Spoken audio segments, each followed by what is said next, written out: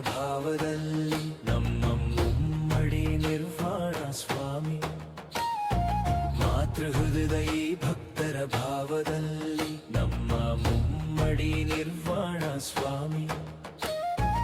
ಅರ್ಕಾವತಿ ನದಿಯ ಮಡಿಲಲಿಲ್ಲಿ ಮೈದಾಳಿದ ಪರಮ ತಪಸ್ವಿ. ಕನಕಪುರದ ಪುಣ್ಯ ಭೂಮಿಯಲ್ಲಿ ಅವತರಿಸಿದ ಕರುಣಾ ಸಿಂಧು. ನೊಂದವರ ಕಣ್ಣೀರೊರೆಸಲು ಬಂದ ಕಲಿಯುಗದ ಶಿವಯೋಗಿ. ಮಾತೃಹೃದಯ ಭಕ್ತರ ಭಾವದ